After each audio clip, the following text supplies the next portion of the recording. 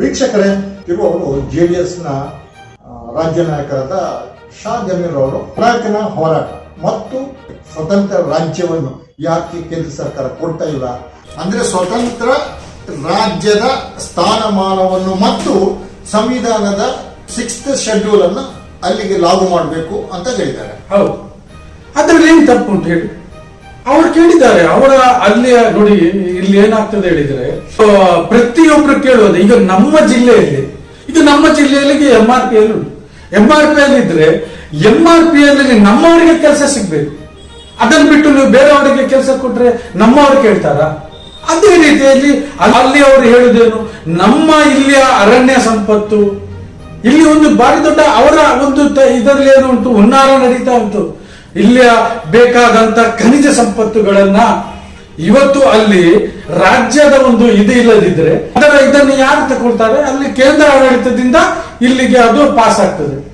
ಅದನ್ನು ಅಲ್ಲಿ ಅವರು ಕೇಳ್ತಾ ಇರುವುದು, ನೀವು ಹಾಗೆ ಮಾಡಬಾರ್ದು, ನಮ್ಗೆ ರಾಜ್ಯದ ಆಡಳಿತದ ಒಂದು ಇದನ್ನ ಕೊಡಿ.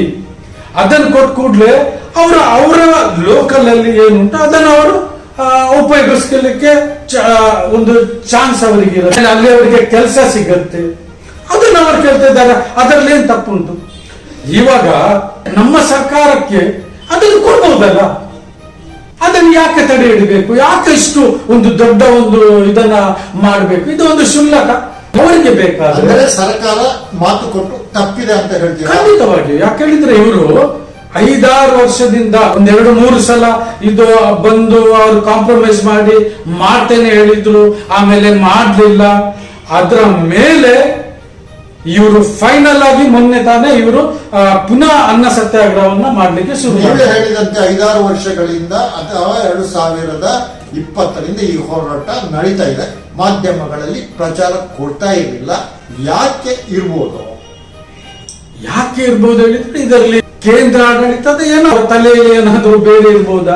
ಅದು ಬೇಕಾಗಿಲ್ಲ ನಮ್ಗೆ ಈಗ ಅವರು ಕೇಳ್ತಾ ಇದ್ದಾರೆ, ಅದು ತಪ್ಪಲ್ಲ ಅದು. ಅಂದ್ರೆ ಮಾಧ್ಯಮಗಳು ಕೂಡ ಹೋರಾಟಕ್ಕೆ ಬೆನ್ನು ತಿರುಗಿಸಿವೆ ಅನ್ನೋದು ನಿಮ್ಮ ಮಾತಿನಲ್ಲಿ ನಮಗೆ ಅರ್ಥ ಆಗುವಂತದ್ದು.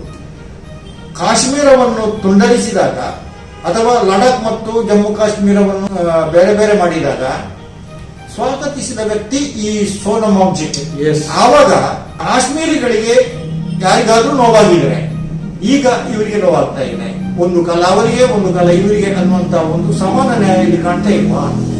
ಇದು ಸರ್ಕಾರದ ಒಂದು ಕೆಲಸ, ತೀರ್ಮಾನ ಅವರದು, ಅದಕ್ಕೆ ಒಪ್ಕೊಳ್ಳೇಬೇಕು. ಈಗ ಅವ್ರು ಮಾಡಿದ್ರು, ಯಾವ ಬಲದಿಂದ ಮಾಡಿದ್ರು ಅದು ವಿಷಯ ಬೇರೆ. ಫಾರೂಕ್ ಅಬ್ದುಲ್ಲಾ ಅವರು ಸಹ ಹೇಳಿದ್ರು, ಅಂದ್ರೆ ಹೋರಾಟ ಒಳ್ಳೇದಲ್ಲ ಅಂತಲ್ಲ ಅಥವಾ ಸರ್ಕಾರ ಕೈಗೊಂಡ ಕ್ರಮ ಒಳ್ಳೇದಲ್ಲ ಅಂತಲ್ಲ. ಸರ್ಕಾರ ಇಷ್ಟು ಸುಳ್ಳು ಹೇಳುದು ಅಂದ್ರೆ ನಾವು ಮಾಡ್ತೇವೆ ಹೇಳಿ ಅವರಿಗೆ ಆಮೇಲೆ ಇವರು ಮ್ಯಾನಿಫೆಸ್ಟೋದಲ್ಲಿ ಸಹ ಅದನ್ನ ಬರೆದಿದ್ದಾರೆ.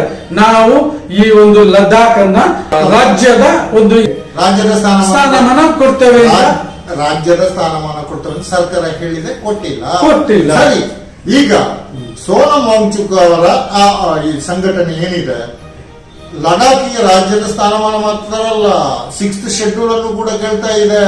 ಆದ್ರೆ ಇದೇ ವಾಂಗ್ಚುಕ್ ಹೋರಾಟಗಾರರು ಅಥವಾ ಕಾಶ್ಮೀರಕ್ಕಿಂತ ಸಂವಿಧಾನದಲ್ಲೇ ಇದ್ದಂತಹ ವಿಶೇಷ ಸ್ಥಾನಮಾನ ರದ್ದು ಮಾಡಿದಾಗ ಯಾಕೆ ಆ ರೀತಿಯಲ್ಲಿ ಮೋದಿ ಸರ್ಕಾರವನ್ನ ಬೆಂಬಲಿಸಿದ್ರು?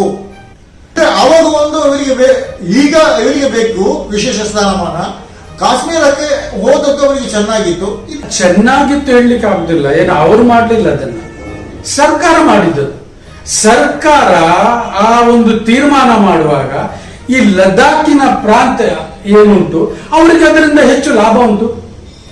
ಯಾಕೆ ಹೇಳಿದ್ರೆ ಅಲ್ಲಿಯ ಫಲವತ್ತಾದ ನಿಮ್ಮ ಜಾಗೆ, ಆಮೇಲೆ ಅಲ್ಲಿ ಮೈನ್ಸ್, ಅದಕ್ಕೆ ಬೇಕಾದಂತ ಹಲವಾರು ವಸ್ತುಗಳು, ಅದು ಅವರಿಗೆ ಅಲ್ಲಿಯ ಜನರಿಗೆ ಏನಾದ್ರೂ ಕೆಲಸಕ್ಕೆ ಬಂದ್ರೆ ಅಲ್ಲಿಯ ಜನರಿಗೆ ಉದ್ಯೋಗ ಸಿಗ್ತದೆ. ಯಾರಾದ್ರೂ ಅಷ್ಟೇ, ಅಂದ್ರೆ ಆ ಸಮಯದಲ್ಲಿ ಇವರಿಗೆ ಲಾಭ ಹೆಚ್ಚಿರುವಾಗ ಅವರು ಅದನ್ನು ಒಪ್ಕೊಳ್ತಾರೆ.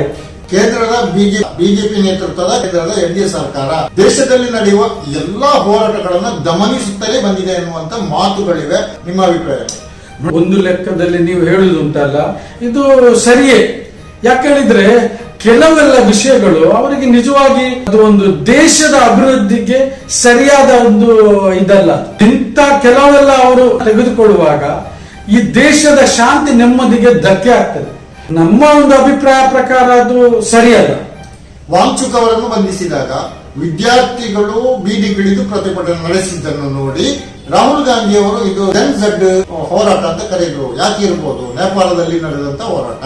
ಇವಾಗ ಈ ZZ ಅವರು ಯಾಕೆ ಇದು ಮಾಡಿದ್ರು ಹೇಳಿದ್ರೆ, ಅವ್ರದ್ದು ಈಗ ನೇಪಾಳದಲ್ಲಿ ಆಯ್ತು, ಆಮೇಲೆ ನಿಮ್ಮ ಬಾಂಗ್ಲಾದೇಶದಲ್ಲಿ ಆಯ್ತು, ಶ್ರೀಲಂಕಾದಲ್ಲಿ ಆಯ್ತು. ಇಲ್ಲಿ ಎಲ್ಲ ಯುವಕರು ಹಾದಿಗೆ ಬಂದರು. 18 ವರ್ಷದಿಂದ 28 ವರ್ಷದ ಮಕ್ಕಳು, ವಿದ್ಯಾರ್ಥಿಗಳು ಒಂದು ವೇಳೆ ಇವರು ಇದಕ್ಕೆ ಪ್ರತಿಭಟನೆಗೆ ಎಲ್ಲ ಕೈ ಹಾಕಿದ್ರೆ ಅದು ಯಾವುದೇ ದೇಶದಲ್ಲಿ ಸರ್ಕಾರ ಬಿದ್ದು ಹೋದಲ್ಲಿ. ಆದ್ರಿಂದ ರಾಹುಲ್ ಗಾಂಧಿ ಅವರು ಅದನ್ನ ಅಲ್ಲಿಗೆ ಜೋಡಿಸ್ಲಿಕ್ಕೆ ಇರಬಹುದು. ಇತರ ದೇಶಗಳಂತೆ ಈ ದೇಶದಲ್ಲಿ ನಡೆಯುತ್ತಾದ್ರೆ CA ವಿರುದ್ಧ ಹೋರಾಟ ಆಯ್ತು, ರೈತ ಚಳವಳಿ ಆಯ್ತು, ಇನ್ನು ಯಾವುದೆಲ್ಲ ಆಯ್ತು. ಆದ್ರೂ ಕೂಡ ಸರ್ಕಾರವನ್ನು ಅಲ್ಲಾಡಿಸುವ ಶಕ್ತಿಯ ಹೋರಾಟಗಳಿಗೆ ಬಂದೇ ಇಲ್ಲ. ಹೌದು, ಯಾಕೆ ಹೇಳಿದ್ರೆ ಅವರಿಗೆ ಈ ಸಲ ಮಾತ್ರ ಸ್ವಲ್ಪ MP ಗಳು ಕಮ್ಮಿ ಇರಬಹುದು, ಹೆಚ್ಚು ತೊಂದರೆ ಆಗುದಿಲ್ಲ. ಆದ್ರೆ ಮಾತ್ರ ಇದು ಈ ದೇಶದ ಪ್ರಧಾನ ಮಂತ್ರಿ ಅವರಿಗೆ ಒಂದು ಎಚ್ಚರಿಕೆಯ ಗಂಟೆ. ನಮ್ಮ ಈ ಕೇಂದ್ರ ಸರ್ಕಾರ ಅದನ್ನ ಸೀರಿಯಸ್ ಆಗಿ ತಗೊಳ್ಬೇಕು. ಯಾಕೆ ಹೇಳಿದ್ರೆ ಒಂದು ವೇಳೆ ಸೀರಿಯಸ್ ಆಗಿ ತಗೊಳ್ಳದಿದ್ರೆ ಮತ್ತೆ ಸ್ವಲ್ಪ ಅಪಾಯ ಇದೆ ಅಂತ ತೋರಿಸಿಕೊಡ್ತಾ ಉಂಟು. ನಿರುದ್ಯೋಗ ಸಮಸ್ಯೆ ತಾಂಡವಮಾಡುವಲ್ಲಿ, ಸ್ವತಂತ್ರವಾದಂತಹ ಯಾವುದೇ ಬೇಡಿಕೆಯನ್ನು ಈಡೇರಿಸಿಕೊಳ್ಳದೇ ಇರುವಲ್ಲಿ ದೊಡ್ಡದಾದಂತಹ ಒಂದು ಬದಲಾವಣೆಗೆ ಸಾಧ್ಯತೆಗಳು ಎಷ್ಟೇ ಗಮನ ಮಾಡಿದ್ರು ಇದೆ ಅಂತ ವಿಶ್ವದ ಇತಿಹಾಸ ಹೇಳ್ತಾ ಇದೆ. ಈ ಭಾರತದಲ್ಲಿ ಅಂತದ್ದೇನಾದ್ರೂ ನಡೆಯುವ ಸಾಧ್ಯತೆಗಳಿವೆ ನೋಡಿ. ಇವಾಗ ಮೊನ್ನೆ ತಾನೇ ನಮ್ಮ ಧಾರವಾಡದಲ್ಲಿ ಒಂದು ಇಂಥ ಪ್ರತಿಭಟನೆ ಆಯ್ತು ನೋಡಿ. ಇಲ್ಲಿ ಏನಾಯ್ತು, ಇಲ್ಲಿ ಅವರಿಗೆ ಸರಿ ಕೆಲಸ ಇಲ್ಲ, ಯುವಕರಿಗೆ ಕೆಲಸ ಇಲ್ಲ, ಅದಕ್ಕೋಸ್ಕರ ಒಂದು ಪ್ರತಿಭಟನೆ. ಈ ನಮ್ಮ ರಾಜ್ಯ ಸರ್ಕಾರ ಒಂದು 3 ವರ್ಷದ ಹೆಚ್ಚಿನ ಒಂದು ಸಮಯವನ್ನು ಕೊಟ್ಟು ಅವರಿಗೆ ಇದನ್ನ ಇಲ್ಲೇ ತಿಳಿ ಮಾಡಿದ್ರು. ಹಾಗೇನೆ ಈ ಕೇಂದ್ರ ಸರ್ಕಾರ ಸಮೇತ ಈಗ ಅವರೊಂದು ರಾಜ್ಯದ ಸ್ಥಾನಮಾನವನ್ನು ಕೊಡ್ತಾರೆ, ಕೊಡ್ಲಿ ಅವರಿಗೆ. ಅದರಲ್ಲಿ ಏನು ಇದು ಪ್ರಾಬ್ಲಮ್ ಉಂಟು, ಅಲ್ಲಿ ಅವರಿಗೆ ಒಳ್ಳೆದಾಗ್ಬಹುದು ಅಲ್ವಾ? ಅದನ್ನೆಲ್ಲ ಈ ಕೇಂದ್ರ ಸರ್ಕಾರ ಸ್ವಲ್ಪ ತಿಳುವಳಿಕೆ ಮಾಡಿಕೊಂಡ್ರೆ ಒಳ್ಳೆಯದು. ವಾಂಗ್ಚುಕ್ ಅವರು ಅವರ ಹಿಂದಿನ ನೀವು ಹಿಸ್ಟ್ರಿಯನ್ನ ತೆಗೆದು ನೋಡಿ. ಆ ಪ್ರದೇಶದಲ್ಲಿ ಮಕ್ಕಳಿಗೆ ಶಿಕ್ಷಣವನ್ನ ಕೊಡ್ತಾರೆ, ಆಮೇಲೆ ಕೆಲವು ಶಿಕ್ಷಣದ ಜೊತೆಗೆ ತಾಂತ್ರಿಕ ಒಂದು ಅಭಿವೃದ್ಧಿಯನ್ನ ಸಹ ಅವರಿಂದ ಖಂಡಿತವಾಗಿ ಆಗಿದೆ. ಇದಕ್ಕೆ ರಾಷ್ಟ್ರೀಯ ಮತ್ತು ಅಂತಾರಾಷ್ಟ್ರೀಯ ಪ್ರಶಸ್ತಿ ಸಿಕ್ಕಿದೆ. ಆಮೇಲೆ ನೋಡಿ, ತುಂಬಾ ಚಳಿಯ ಸಮಯದಲ್ಲಿ ಅವರೊಂದು ಟ್ಯಾಂಕ್ ಅನ್ನ ಮಾಡಿಕೊಟ್ರು ಈ ಸೈನಿಕರಿಗೋಸ್ಕರ, ಅವರಿಗೆ ಉಳಿಲಿಕ್ಕೆ ಸೋಲಾರ್ ಇದು. ಅವರಿಗೆ ರಾಷ್ಟ್ರ ಪ್ರಶಸ್ತಿಗಳೆಲ್ಲ ಸಿಕ್ಕಿದೆ, ಆಮೇಲೆ ಅಂತಾರಾಷ್ಟ್ರೀಯ ಪ್ರಶಸ್ತಿ ಸಿಕ್ಕಿದೆ ನೋಡಿ. ಮೊನ್ನೆ ತಾನೇ ಈ ಒಂದು ಚಳವಳಿ ಅನ್ನ ಸತ್ಯಾಗ್ರಹ ಮಾಡುವಾಗ ಅಂದ್ರೆ ಪ್ರತಿಭಟನೆಯಾಗಿ ಆಗಬಾರದ ಕೆಲವು ವಿಷಯಗಳೆಲ್ಲ ಆದವು, ಅದನ್ನಲ್ಲಿ ನಿಲ್ಲಿಸಿದ್ರು. ಒಂದು ವೇಳೆ ಇವರಿಗೆ NSA ಅವರು ಹಾಕ್ಬೇಕಾಗಿದ್ರೆ ಅವ್ರು ಏನ್ ಮಾಡ್ತಿದ್ರು, ಅಲ್ಲಿ ಅವ್ರಿಗೆ ಅದನ್ನ ಹೆಚ್ಚಿಗೆ ಮಾಡ್ತಿದ್ರು. ಹಾಗೆ ಮಾಡ್ಲಿಲ್ಲ ಅವರು ಈ ರಾಷ್ಟ್ರದ ಬಗ್ಗೆ ಅವರು ತುಂಬಾ ಕಾಳಜಿಯನ್ನು ಇಟ್ಕೊಂಡು ಅವರು ಆ ಸತ್ಯಾಗ್ರಹವನ್ನ ಕೆಳಗಿಳಿದು ಅವರು ಅದನ್ನ ಅಲ್ಲಿಗೆ ಬಂದ್ ಮಾಡಿದ್ರು. ಆದ್ರಿಂದ ಅದು ಅವರ ಒಂದು ಒಳ್ಳೆಯತನವನ್ನ ನಮ್ಮ ಈ ಕೇಂದ್ರ ಸರ್ಕಾರ ಅದನ್ನು ತಿಳುವಳಿಕೆ ಮಾಡಿಕೊಳ್ಬೇಕು. ಗೋಲಿಬಾರ್ ಮಾಡಿ 4 ಜನರು ಸತ್ತಿದ್ದಾರೆ, 30 ಜನ ಗಾಯಗೊಂಡಿದ್ದಾರೆ. ಉದ್ವಿಗ್ನ ಸ್ಥಿತಿ ಮತ್ತು ಇಂಥ ಪರಿಸ್ಥಿತಿಗೆ ವಾಂಗ್ಚುಕ್ ಕಾರಣ ಅಲ್ಲ, ಸರ್ಕಾರವೇ ಕಾರಣ. ಸರ್ಕಾರ ಜನರ ಬೇಡಿಕೆಯನ್ನ ಮನ್ನಿಸಿದ್ರೆ, ಒಪ್ಪಿಕೊಂಡಿದ್ರೆ ಇದು ಆಗ್ತಾ ಇರಲಿಲ್ಲ ಅಂತ ಬಹಳಷ್ಟು ಜನರು ಹೇಳ್ತಾ ಇದ್ದಾರೆ. ಈ ಹೋರಾಟ ZZ ಯಾಕಲ್ಲ? ZZ ಹೇಳಿದ್ರೆ ವಿದ್ಯಾರ್ಥಿಗಳು ಯಾಕೆ ಹೇಳಿದ್ರು ನೋಡಿ. ಅಲ್ಲಿಯ ಜನರಿಗೆ ಇವತ್ತು 26.5% ಯುವಕರಿಗೆ ಅಲ್ಲಿ ಕೆಲಸ ಇಲ್ಲ. ಅವರೀಗ ಇದು ನಿಮ್ಮ ಕಾಲೇಜನ್ನ ಮುಗಿಸ್ಕೊಂಡು ಈಗ ಕೆಲಸಕ್ಕೋಸ್ಕರ ಅಲೆದಾಡ್ತಾ ಇದ್ದಾರೆ. ಅದಕ್ಕೋಸ್ಕರ ವಿದ್ಯಾರ್ಥಿಗಳು ಹೇಳ್ತಿದ್ದಾರೆ, ಅವ್ರದ್ದೇನು ತಪ್ಪಿಲ್ಲ. ನಮ್ಗೆ ಶಿಕ್ಷಣ ಇವತ್ತು ಸರ್ಕಾರದಿಂದ ಇಲ್ಲದಿದ್ರೆ ಸಹ ಅಲ್ಲಿ ಅವರು ಎಲ್ಲಿ ಸಹ ಅವರೇ ಖಾಸಗಿ ಶಿಕ್ಷಣವನ್ನ ಪಡೆದಿದ್ದಾರೆ. ಆ ಖಾಸಗಿ ಶಿಕ್ಷಣವನ್ನು ಪಡಿಬೇಕಾದ್ರೆ ಎಷ್ಟು ಹಣ ಆಗ್ಬೇಕು ಅದೆಲ್ಲ ನಿಮಗೆ ಗೊತ್ತಿದ್ದ ವಿಷಯ. ಅವರು ಅಷ್ಟನ್ನೆಲ್ಲ ಮಾಡಿಕೊಂಡು ಇವತ್ತು ಅಲ್ಲಿ ಅವರಿಗೆ ಉದ್ಯೋಗ ಇಲ್ಲ ಹೇಳುವಾಗ, ಆ ಉದ್ಯೋಗ ಇಲ್ಲ ಹೇಳುವಾಗ ಅವರು ಇಳಿದಿದ್ದಾರೆ. ಅದರಲ್ಲಿ ಏನ್ ತಪ್ಪಿಲ್ಲ. ಹಾಗಿದ್ದರೆ ಲಡಾಖಿನ ಆ ಹೋರಾಟ ಸರ್ಕಾರಕ್ಕೆ ಸರ್ಕಾರ ಬೀಳುವ ಸೂಚನೆಯ ಮೋದಿ ಸರ್ಕಾರಕ್ಕೆ ಅಪಾಯದ ಕರಗಂಟೆಯ ಏನ್ ಹೇಳ್ತೀರಿ? ಅಲ್ಲ, ಈಗ ನೋಡಿ, ಅದನ್ನು ನಾನು ಹೇಳಲಿಕ್ಕೆ ಹೋಗುದಿಲ್ಲ.